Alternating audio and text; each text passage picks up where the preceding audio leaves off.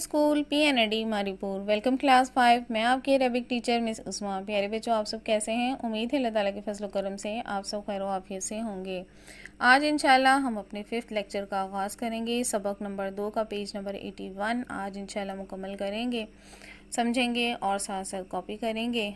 हमारे पास यहाँ पर जो अल्फाज हैं वो मौसूफ़ के तौर पर इस्तेमाल हुए हैं। शुरू करते हैं। आऊज़ु बिल्लाहि मिनश शैतानिर रजीम, बिस्मिल्लाहिर्रहमानिर्रहीम। जी, पेज नंबर 81 पर पहला लफ्ज़ जो है हमारे पास रसूलुन है। इसके मायने हैं फ़रिश्ता या रसूल। पहले कॉलम में हम देखते हैं जो किताब है रसूलुम मुबीनुन, इसका मतलब है कोई या एक वाज़े रसूल। रसूलुन मुसद्दिकुन, एक तस्दीक करने वाला रसूल। सेकंड कॉलम में देखें रसूलुन आमीनुन, एक इमानतदार रसूल। फिर थर्ड कॉलम में रसूलुन करीमुन, एक शानदार रसूल। दूसरा लफ्ज़ मौसूफ़ कुरानुन, मायने कुरान। यहाँ पर भी 3 कॉलम हैं। पहले कॉलम में कुरान मुबीनुन, एक वाज़िया कुरान। कुरान अजबन, एक अजीब कुरान। अल कुरान मजीदी, इज़्ज़त वाला कुरान। सेकंड कॉलम में कुरान करीमुन, एक उम्दा कुरान। कुरान अरबियन, एक अरबी कुरान। अल कुरान अज़ीमी, अज़ीम कुरान। यहाँ पर अल की वजह से एक या किसी का इजाफा नहीं होगा। थर्ड कॉलम में देखें कुरान मजीदुन, एक इज़्ज़त वाला कुरान। कुरान अजमियन, एक अजमी कुरान। अल कुरान हकीमी, शानदार कुरान। अब है हमारे पास तीसरा मौसूफ़ कौलुन। कौलुन के मायने कौल या बात। इसके भी 3 कॉलम हैं। पहले कॉलम में कौलुन मारूफ़ुन, मारूफ़ उम्दा को कहते हैं, एक उम्दा बात। कौलन सकीलन, एक भारी बात। कौलन सदीदन, एक दुरुस्त बात। सेकंड कॉलम में देखें कौलन बलीगन, एक वाज़ेह बात। कौलन करीमन, एक शानदार बात। कौलन फसलन, एक फ़ैसला कुन बात। इसको कॉपी कर लीजिए। अब थर्ड कॉलम में देखें हमारे पास 3 किताब हैं। कौलन अज़ीमन, एक अजीम बात। कौलन मारूफ़न, एक उम्दा बात। कौलन मुख्तलिफ़िन, एक मुख्तलिफ बात। फिर है हमारे पास चौथा मौसूफ़ यौमुन। यौमुन का मतलब है दिन या यौम। यहाँ पर भी 3 कॉलम हैं और 2 किताब हैं। यौमिन आज़ीमिन, एक अजीम दिन। यौमिन मुहीतिन, एक घेरने वाला दिन। यौमिन कबीरिन, एक बड़ा दिन। यौमिन मालूमिन, एक तयशुदा दिन। इसको भी कॉपी कर लीजिए। थर्ड कॉलम में आए यौमिन आलीमिन, एक दर्दनाक दिन। यौमुन आसीरुन, एक मुश्किल दिन। अब 5वां लफ्ज़ जो मौसूफ़ के तौर पर इस्तेमाल हुआ है शैयुन, मायने चीज़। इससे बनने वाले किताब भी 3 कॉलम्स में है। शैयुन अज़ीमुन, एक अजीम चीज़ या एक बड़ी चीज़। शैयुन कलीलन, एक थोड़ी चीज़। शैयुन अजीबुन, एक अजीब चीज़। शैयुन मज़कूरन, एक ज़िक्र की हुई चीज़। कॉलम में शैयुन उजाबुन, एक अनोखी चीज़। शैयुन मुबीनिन, एक वाज़ेह चीज़। फिर है लफ्ज़ हमारे पास मकानुन, इसके मायने हैं मुकाम या जगह। इससे बनने वाले किताब को भी देख लेते हैं। सबसे पहले किताब है मकानिन बाईदिन, एक दूर की जगह। मकानिन करीबिन, एक करीब की जगह। फिर थर्ड कॉलम में है मकानन ज़य्यिकन, एक तंग मुकाम या जगह। फिर है लफ्ज़ साहिरुन। साहिरुन के मायने जादूगर। इससे बनने वाले किताब देखते हैं। पहले कॉलम में साहिरुन आलिमुन, एक जानने वाला जादूगर। साहिरुन मुबीनुन, एक वाज़े जादूगर या एक खुला जादूगर। फिर साहिरुन कज़्ज़ाबुन, एक झूठा जादूगर। फिर है लफ्ज़ हमारे पास सिहरुन। सिहर का मतलब है जादू। इससे बनने वाले किताब देखते हैं। सिहरुन मुबीनुन, एक खुला जादू। सिहरुन मुफ्तरुन, एक घड़ा हुआ जादू। सेहर नाज़ीमिन, एक बड़ा जादू।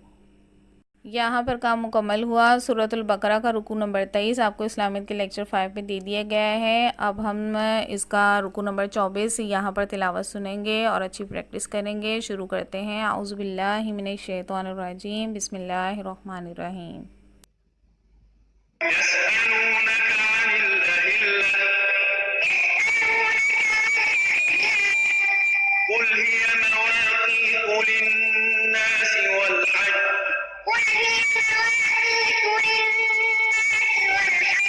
وليس البر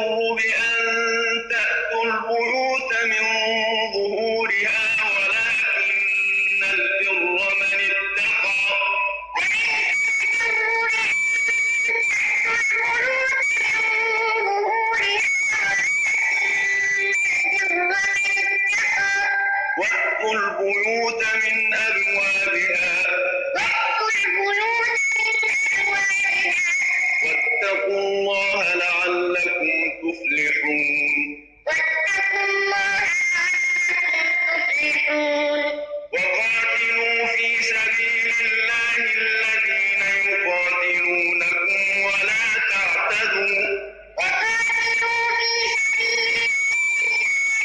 سبيل الله الذين يقاتلونكم ولا تعتدوا إن الله لا يحب المعتدين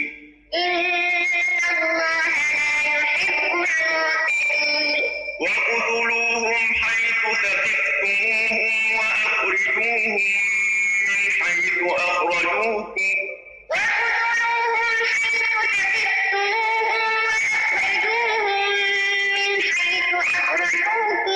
والفتنة أشد من القتل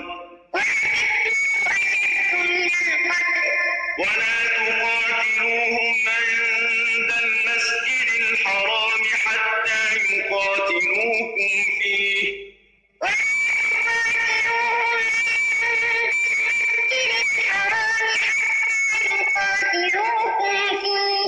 فإن قاتلوكم فاقتلوهم كذلك جزاء الكافرين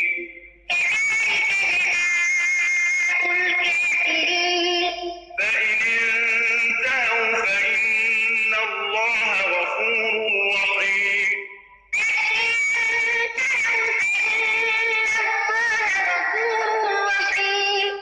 وقاتلوهم حتى لا تكون فتنة ويكون الدين لله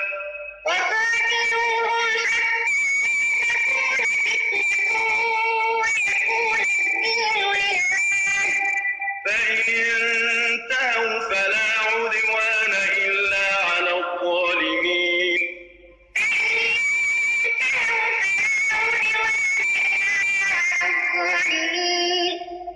الشهر الحرام بالشهر الحرام والحرمات قصاص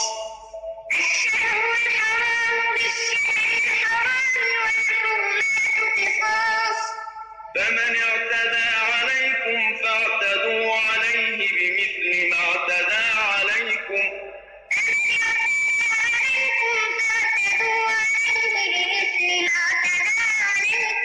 واتقوا الله واعلموا أن الله مع المتقين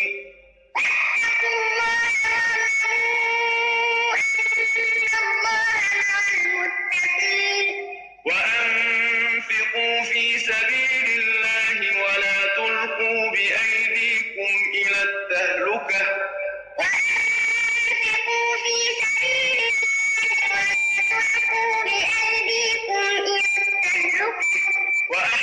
وأحسنوا إن الله يحب المحسنين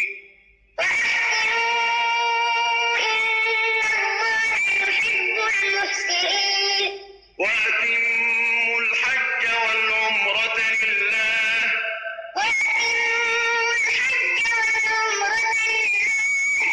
فإن أحصرتم فما استيسر من الهدي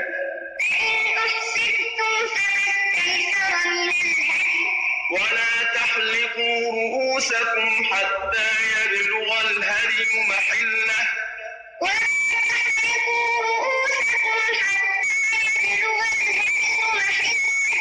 فمن كان منكم مريضا أو به أذى من رأسه ففدية من صيام أو صدقة أو نسك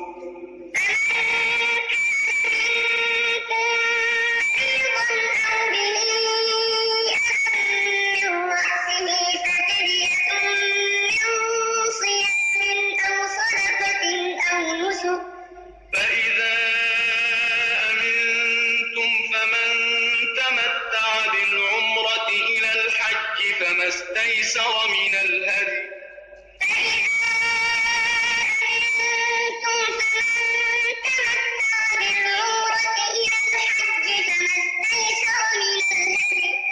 فمن لم يجد فصيام 3 أيام في الحج و7 إذا رجعتم رجعتم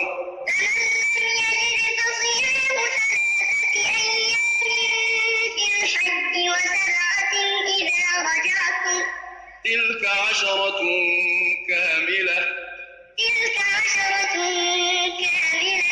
ذلك لمن لم يكن أهله حاضر المسجد الحرام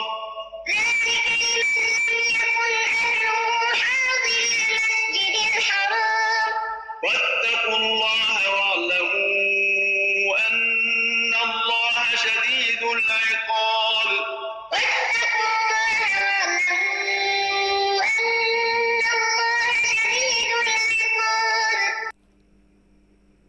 جی تلاوت آپ نے سنی، اس کی بہت اچھی پریکٹس کر لیجیے گا. انشاءاللہ نیکسٹ لیکچر میں ملاقات ہوگی. اپنا بہت سا خیال رکھیے گا. السلام علیکم ورحمۃ اللہ وبرکاتہ.